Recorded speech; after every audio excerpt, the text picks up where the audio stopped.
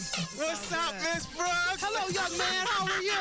Thank you. It's an honor to be on your show. Yeah. I appreciate it. Number one, I want to thank everybody for tuning in and supporting BCAT. Continue to support BCAT Yes, and public please. access all over the world. Yes, please. You know? Please. Please. Yeah. Yeah. So, All right. she's here. Hi, Miss Brooks. How you doing? I'm fine, young man. How are you? I'm Good great. to see you. First Good. of all, I apologize for taking you from your other directorial day, over there in the next studio. But yes, sir.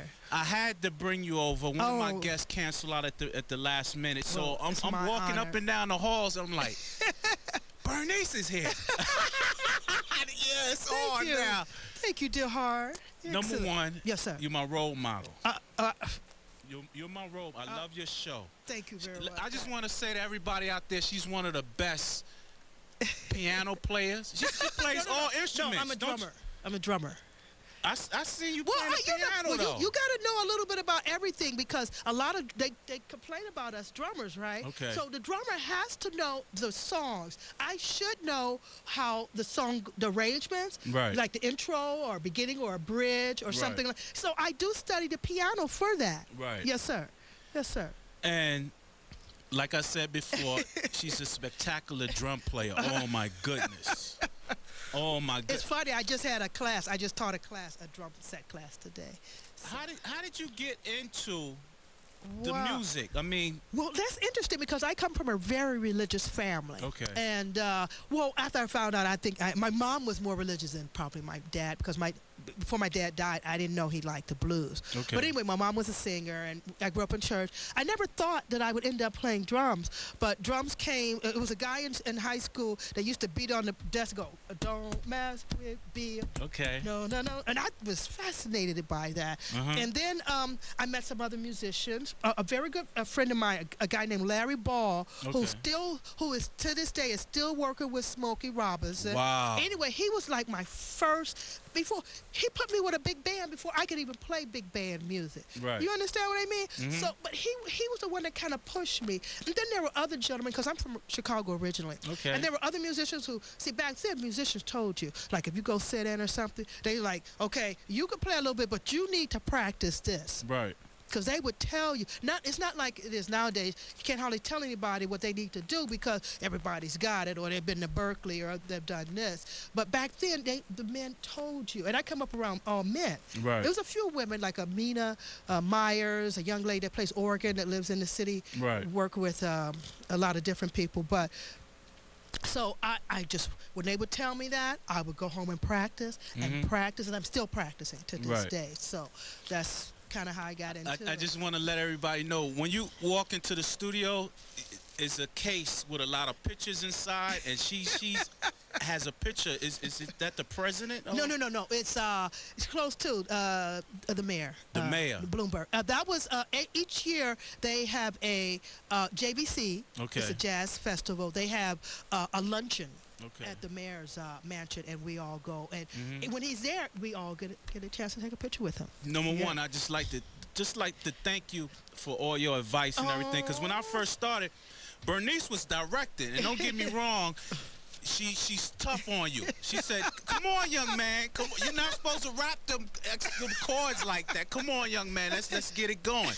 You know, and she as she's talking to you, she's also teaching you at the same time. Yes, sir. Yes, sir. You know, Well, I just want to thank you on it's that my part. pleasure, But like my I pleasure. said, you everybody's role model. Well, you know, Everybody I loves you teach down now. here. I teach. I'm an instructor here for the TV basic class. Okay. Television basic class. now. Wow, Yeah, okay. I'm teaching that class now. Okay, that's another wonderful added to your long list. Well, you know, my daddy always say, have a way to, always have a way to make money. Right. You know what I mean? That's where I think a lot of kids nowadays, they're not hustlers in the sense of survival. Okay. As far as, whatever I have, if I have to paint, if I have to mow a Right. lawn, whatever I have to do. I was talking about that. I had a recession show, Uh-huh. and I was telling people you can't depend on your day job anymore. you have to find other outlets to bring in different incomes from. Yes, so exactly. things that you used to love to do and you never got a chance to do it, like either party planning or hosting something. Exactly. Now's your chance to get back in it. Exactly. You know? And they say, especially since we have to go back to our creativity now. Right. They say if you have a day job and it's something you always wanted to do it while it's easy. Right. If you have a day job, because when you don't have that day job, you're worried about making money and everything, so you're not concentrating on whatever that creative outlet you wanted to have. Right. It's very important.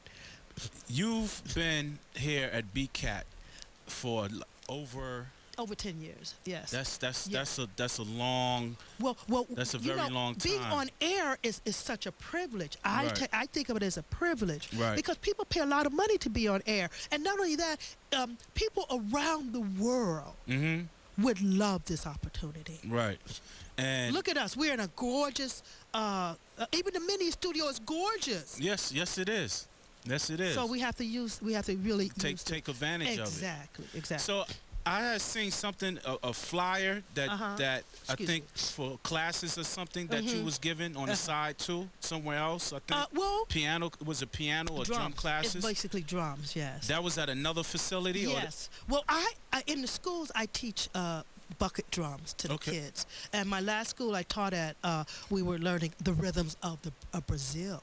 Wow. Oh, yes. I love bucket drums. Oh, I be seeing the kids on the corner of 42nd Street be getting down. I mean, some of them are just fun. I mean, very talented. They can't even play a drum set. The way they play those bucket drums, if they played a drum set with those thin heads, they would tear the head up. Right. Bust the heads open. Yeah. Wow. But other than that, yes, I teach bucket drums, and I'm learning how to tap dance, so I love tap dancing. Tap dancing is a beautiful expression. It's an art form, and also keep you in shape too. It sure does. I ain't lying. Savion Glover, Jason Samuels, these guys are drenched after they dance. Right. Drenched. And I have to practice a little bit more, though. That's my thing. You got to start somewhere. That's right, young man. That's right. So let me talk. How did you get into this? Well, I started here from watching Andre T. Smith, rest in peace. Yes, sir. I used to see him on BCAT and was like, I know him. Yes. That's my friend. Yes. And just for me, just watching him, somebody that's doing something for themselves and they happy about doing it, that made me like, you know what? It's time to change some things around in my life. Okay. You know? Yes. So I came down here and I applied for an orientation class. Yes. And my first instructor was Walter Davis. Yes, I remember Walter. And Walter was like, "Why are you here?" I said, "I want to learn about film production. Plus, I want to do something. I want to do something in my life." Yes. Okay. You know, so just to come down here, but he told me one thing. He said, "Make sure you get around a bunch of producers that y'all all stick together with." Yes, exactly. So you won't have no problems of people coming down and help you out on your shows because it's kind of tough right now. It is tough. I started in the mini studio because I used to do shows in a big main studio, but it's hard for people to come down. They might cancel at the wrong time. Well, yeah, and now you have to call 20 people to get 4. Yeah, that's another thing. So you know what? I said, let me try to come down in a mini studio and learn how to do it in here. Yes. And when I first got up in here, cameras just swinging all around. I didn't know what was going on. I was stressed. I was depressed. I was like, come on, I can't learn none of this, And just to come down here and just learn something. Yes. Isn't that something? I think we should all, as we're living on this planet, this crazy world that we live in, we should all continue to absorb as much knowledge as we can. And you notice in a recession, depression, or whatever we're in, television is what? Always on. Around the world, 24/7, 366. I had a lot of my friends, and I walk down, Flatbush sometimes.